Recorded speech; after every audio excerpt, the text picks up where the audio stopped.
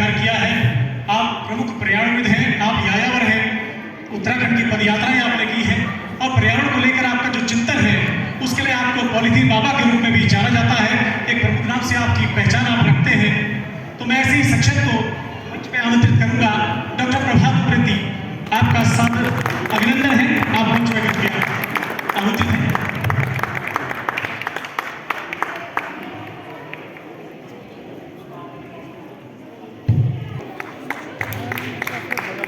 जो मंच में इंटरव्यू ले रहे हैं इसमें हमारे वरिष्ठ पत्रकार, तो हमारे बीच में जो शख्सियत आज पधारी है, हमारे लिए सौभाग्य की बात है। डॉक्टर प्रभात उप्रेती, एक बार मैं सभी से चाहूंगा कि तालियों के साथ उनका स्वागत व अभिनंदन करें। आप शिक्षण कार्य में रहे हैं कई साल तक, उसके अलावा भी आपने कई अहम भूमिकाओं को अपने जीवन काल में उन दायित्वों का पालन कार्य के रूप में और जो साहित्य की रचनाएं आपने की उनके बारे में भी आपको बताता हूँ कि पगलाए लोग, सियासत उत्तराखंड, सत्तर एक आतंक इंसान, संघर्षरत उत्तराखंड, जिंदगी में कविता, हिमालय में पदयात्रा, पर्वत में नशा, खेल है, उत्तराखंड की लोक एवं पर्यावरण गाथाएं सहित तमाम आपने सृजन किया है, उसके लिए आप जाने जाते हैं। और सबसे पहला सवाल मैं आपसे यही जानना चाहता हूँ कि पिथौरागढ़ में आप राजनीति विज्ञान के शिक्षक महाविद्यालय में रहे और वहाँ पर आपने कुछ ऐसा कार्य किया कि आपको पॉलीथीन बाबा के रूप में पहचान मिली। तो इसके पीछे की कहानी मैं जानना चाहूँगा कि डॉक्टर साहब पॉलीथीन बाबा के रूप में आपको जाना जाता है। डॉक्टर प्रभात उप्रेती के साथ साथ पॉलीथीन बाबा भी आपके पीछे नाम जुड़ा हुआ है, उसके पीछे क्या कहानी है, क्या आपका नाम कैसे है? कहानी तो कुछ नहीं है। बहरहाल लोग कह रहे थे कि कोई आ रहा है तो तालियों की गड़गड़ाहट से उनका स्वागत किया है। तो मेरे को पेट में गड़गड़ाहट हो रही है, भूख लगी है। कम से मैंने खाना खा लेते फिर बात करते ना, कुछ मेरा बड़ी प्रॉब्लम है। फिर भी पॉलीथीन को लेकर के गोविंदगढ़ से मेरा प्रारंभ हुआ। गोविंदगढ़ में मैं डिग्री कॉलेज में था, वहाँ हमने पॉलीथीन उड़ते हुए देखे तो हमने कहा ये तो बड़ा गड़बड़ है, तो उसी पर हमने कार्य किया। फिर मैं पिथौरागढ़ आया, पिथौरागढ़ में यही हाल थे, चारों ओर पॉलीथीन था।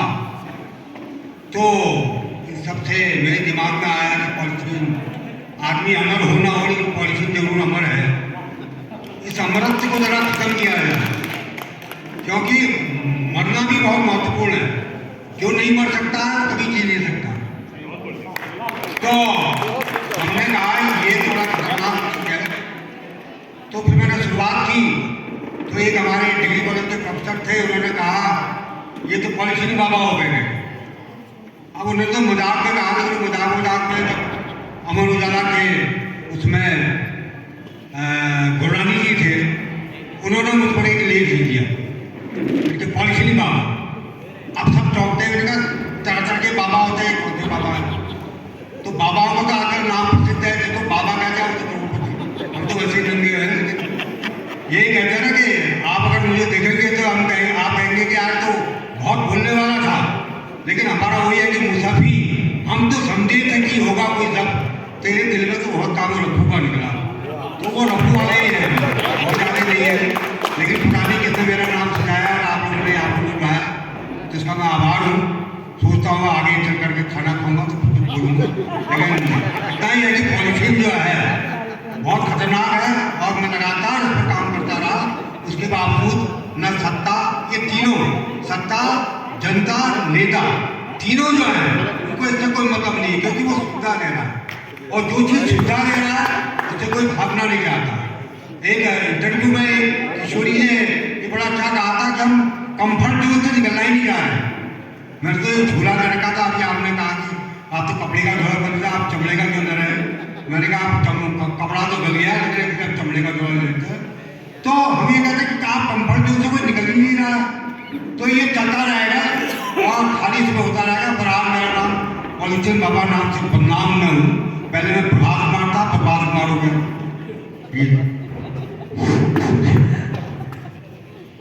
पॉलीथीन बाबा डॉक्टर उप्रेती जी, आपसे मुलाकात हो रही है, ये हमारे बहुत बड़े सौभाग्य की बात है।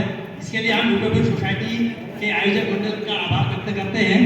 मैं आपसे थोड़ा सा ये जानना चाहूँगा कि पॉलीथीन के विरोध में जो पर्यावरण के सिलसिले में हमारे देश के प्रधानमंत्री नरेंद्र मोदी ने जो काम किया है वो वास्तव में सराहनीय है। उन्हीं के सपनों को साकार करने के लिए आपने भी पॉलिथीन को एक हटाने का एक पूरा अपनी तरफ से प्रयास किया है। बावजूद इसके आज के इस परिदृश्य में हमारा समाज खुले में शौच कर रहा है। समाज अधिकांश तबका जो है हमारा खुले में शौच करता है। क्या इसके बारे में ये आपका जो आंदोलन है, जो विजन है, उसको ये आप क्या कहेंगे? इतने प्रधानमंत्री जी ने इतनी व्यवस्था कर दी है देश की जनता के लिए, उसके बावजूद भी खुले में शौच आज बंद नहीं हो रहा है। कहीं न कहीं सुदूरवर्ती ग्रामीण क्षेत्रों में इसका सिलसिला जारी है। आपने मुझसे कहा भी आपने मुझसे हाथ मिला तो मेरा हाथ ऐसे भी दुख रहा, मतलब तगड़ा हाथ आपका है, आपका बोलना भी है। मोदी जी कहाँ से आप आ गए? मोदी जी उसमें थे ही नहीं जब आपने पॉलिथीन की बात की। रही शौच की बात, खुले में भी कर ले तो क्या प्रॉब्लम है?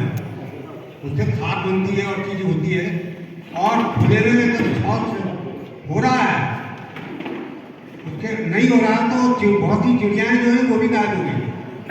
तो मैं ये कहना चाहता हूँ कि यह जो अभियान हमने पॉलिथीन को लेकर शुरू किया, वह अपने ही दिमाग से किया।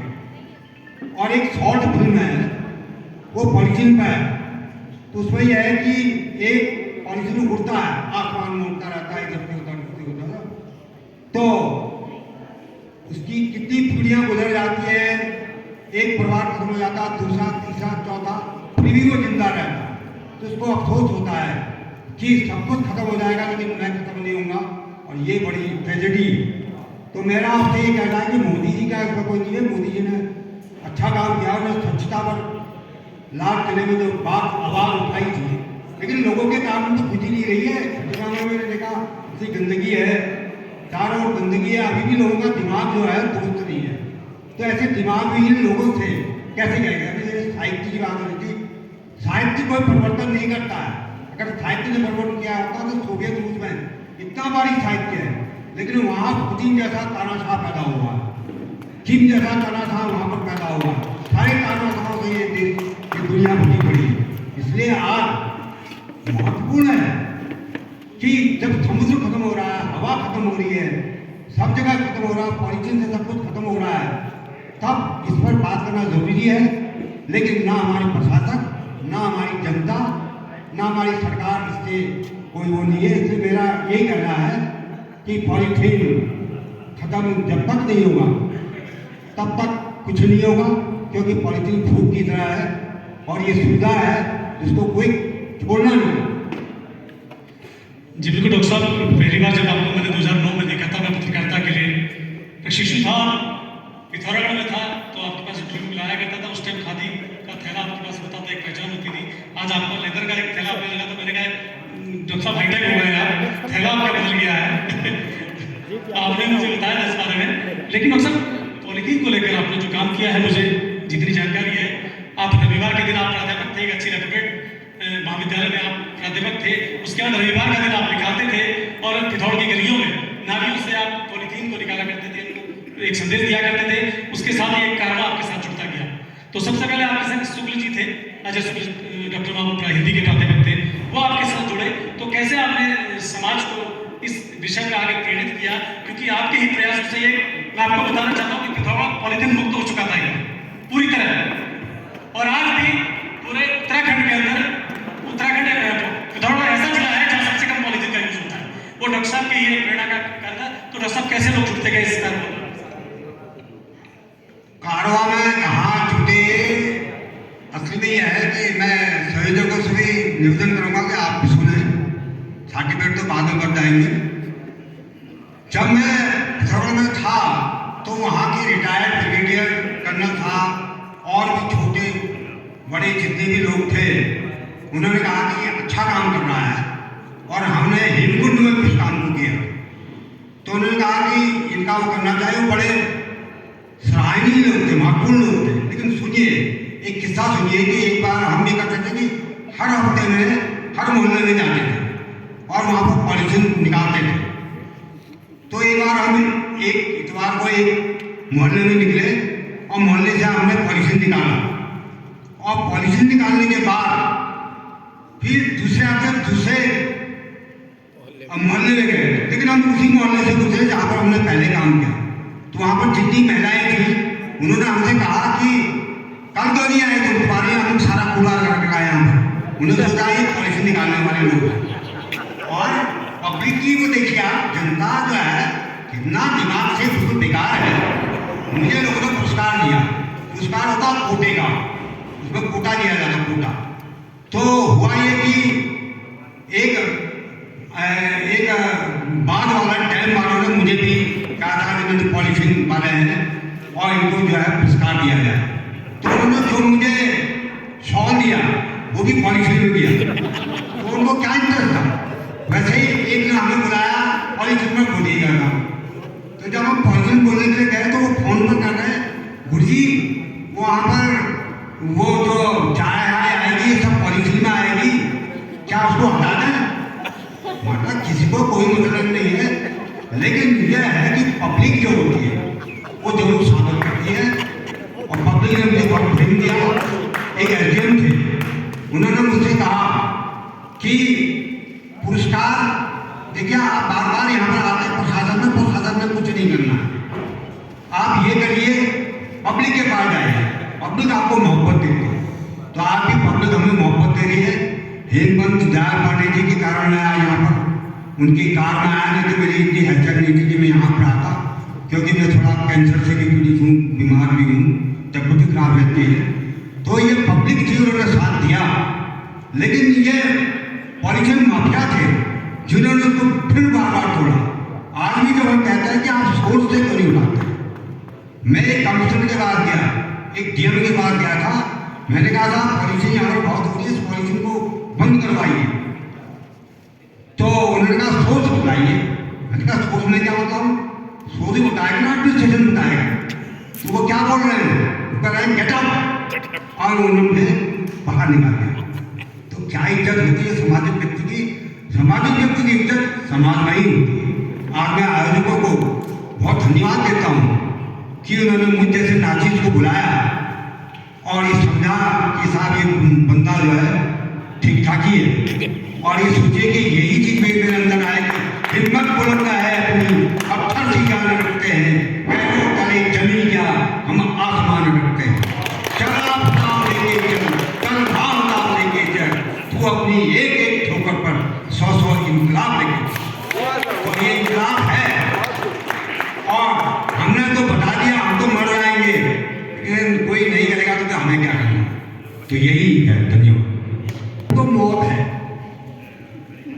पॉलिथिन आपको मौत देगी। हर कोई ये ढूंढना, बहुत चालाक लोग होते हैं समाज के अंदर। वो क्या कहते हैं कि विकल्प क्या है?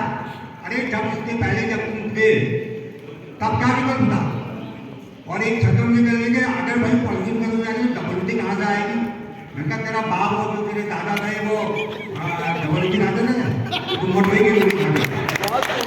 और सवाल है कि पॉलिथिन का कोई विकल्प नहीं है। पॉलिथिन जब तक खत्म नहीं किया, अमेरिका में आपके सारे समुद्र जितने थे ये सब पॉलिथिन से फट गए हैं, और हमारे खाने के अंतर्गत भी वो पॉलिथिन के कण आ रहे हैं। तो ये कोई विकल्प नहीं है। और देखिए आप लोगों का गेम देखिए, जब मैं हल्द्वानी में था, हल्द्वानी मैंने व्यापार मंडल से कहा कि साहब पॉलिथिन हटाइए, तो उसके जो अध्यक्ष कहने लगा कि आप ऐसा कीजिए कि पहले ये जो सनीचर बाजार है इसको हटा दीजिए, अगर आप सनीचर बाजार हटा देंगे तो फिर हम पॉलिथिन मिटा देंगे। वो वहाँ पर सौदा करना होगा। तो इस तरह के समाज में लोग हैं, जब तक मूल से स्रोत से पॉलिथिन नहीं हटाया जाता, फैक्ट्रियों को नहीं हटाया जाता। और विकल्प तो क्या है? झूठ है। विकल्प क्या है? विकल्प मत छोड़िए, मैं पॉलिथिन यूज नहीं कर रहा हूँ, यह है मेरे पास। विकल्प क्यों नहीं है? विकल्प सिर्फ मौत का नहीं होता, गलत बातों का विकल्प नहीं होता, सही बातों का तो विकल्प भी विकल्प पाँव नहीं पड़ा। मुझसे बहुत से लोग कहते हैं आप तो असफल हो गए, अनसक्सेसफुल हो गए। मैंने कहा मैं अनसक्सेसफुल थोड़ी हो गया हूँ। जैसे आपकी सोसाइटी है, चारों ओर इसमें माफिया घूम रहा है। कोई खनन माफिया है, कोई शराब माफिया है, कोई एजुकेशन माफिया है। आजकल एजुकेशन भी माफिया है। ऐसे एजुकेशन वाले हैं जो कि करोड़ों अरबों में खा रहे हैं। और मैं तो लगा कि जो शिक्षा है वो सबसे ज़्यादा हमारे बच्चों पर क्राइम कर रही है। अंग्रेजी पढ़ो। मैंने एक स्कूल में गया था तो वहाँ पर एक हेड डाउन कर रखा था एक को। मैंने कहा हेड डाउन हो गया है इसका, या अंग्रेजी हिंदी बोल रहा था। मैंने कहा आप लोग ही चले भागे हम। तो मैं ये कहता हूँ कि असफल मैं नहीं हुआ हूँ। जैसे आप जो आपका वो होता है डेयरी होता है, वहाँ से जब आप बाहर निकलते हो अच्छा काम निकले तब आप सफल रहेंगे। मैं तो बढ़िया हूँ, मेरे तक सोचर हुआ है आज इतनी दिक्कत जो मैं बात कहता हूँ। और यकीन मानिए जब तक ये जो है आंदोलन तीनों लोग नेता, राजनेता जो कि अभिनेता होता है और तीसरे जनता, तीनों जब तक खत्म नहीं होंगे तब तक पॉलिटिक्स कभी खत्म नहीं होगा। हमने तो अलग जला दी है, बल्ब जला दिया है, दीपक जला दिया है, कोई चले ना चले तो हम क्या कर सकते हैं। चेहरा उजागर किया है राज आंदोलन के दौरान। प्रमुख राज आंदोलनकारी के रूप में उन्होंने कुछ रचनाएं भी करी। पगलाए लोग एक नाटक का भी आपने सृजन किया था, सियासत उत्तराखंड। तो डॉक्टर साहब साहित्य के रूप में भी आपकी अलग पहचान है, कई किताबों की आपने रचना की है उत्तराखंड में राज आंदोलन के दौरान। सृजन करना भी बड़ा मुश्किल है। जब से मैंने किताब लिखना शुरू किया हमारे घर में कोई नहीं आता, उसको डर लगता है कि किताब में भिड़ा देंगे। और अगर कोई आता भी है एक जल्दी चाहे तो कहने लगे कि भाई इसमें लिख दो सब प्रेम है।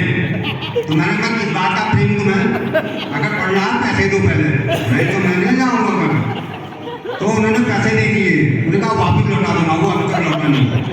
पगलाए लोग में मैंने यहाँ के स्वतंत्रता संग्राम सेनानी जो आज़ादी से पहले थे उन पर लिखा। सबसे पहले कालू बाग पर मैंने ही क्या कहते हैं ये नाटक लिखा था।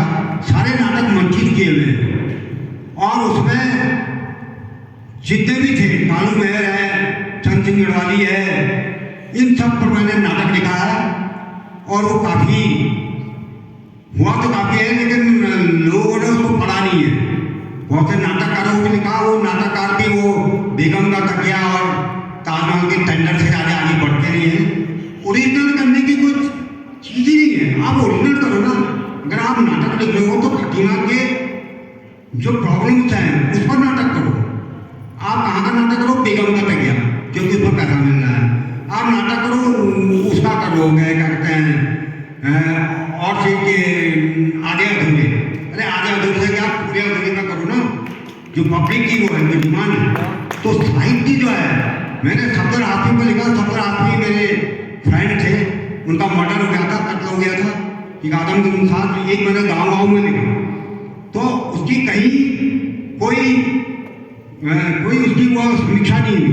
लेकिन मेरठ से एक किसान का फोन आया। उन्होंने कहा सर आपने जो किताब लिखी है वो पहली बार एक किसान की किताब लिखी है, मैं आपको बहुत बहुत धन्यवाद देता हूँ।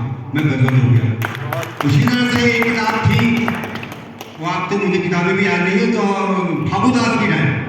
तो उस पर बिहार से एक फोन आया था जिसमें उन्होंने लिखा सर ऐसी किताब एक जर्मनी में एक किताब लिखी। तो मैं लिखता तो बढ़िया हूँ लेकिन लोग करते नहीं क्योंकि वो होता है इसको पैसा देना पड़ेगा या इसको कुछ करना पड़ेगा। तो आज आप देखते हैं कि अभी बात होती थी मीडिया की या आपके बात होती फेसबुक में एक ने मुझे सजेस्ट किया गुरु जी आप फेसबुक में जरा ज़्यादा लिख देते कम लिखिए। अरे जब तुम फेसबुक ही नहीं पढ़ रहे हो तो किताब क्या पढ़ो। इसे पढ़ने का कोई नहीं। और मैं हेमंत जी को जारवाणी जी को बधाई देता हूँ कि उन्होंने क्रांति की। नाम भूल गया उनका मैं, तो फ़ारेनहाइट 356 उसमें उन्होंने लिखा है कि एक ऐसा देश पैदा हुआ है कि जहाँ पर किताबों को जलाया जाता है। क्यों? और ताकि सत्ता जो है सबसे ज़्यादा किताबों से डरती है, कहीं सवाल लेने पड़ते, इसलिए सारी किताबें जलाई जा रही है। तो वो बड़ा आपका यूटोपिया जो आपने कहा ना, तो भी एक यूटोपिया है कि डर है, इसलिए लोग किताबों से डर रहे हैं। लेकिन हेमंत जी ने, जारवाणी जी ने वो क्रांति वो रिवोल्यूशन की है, खटीमा में भी उसको की है। लोग किताबें खरीद रहे हैं। मेरी चाहे खरीदी नहीं खरीदी लेकिन खरीदी। आखिर मैंने एक किताब लिखी है खेद है लिखा, आप चाहे तो पढ़िएगा, म्यूजियम में भी है, मेरे घर में भी है, लेकिन घर में आप नहीं आएंगे तो वहाँ नहीं होंगे। कहा जा सकता है। एक मैंने लिखी है अ,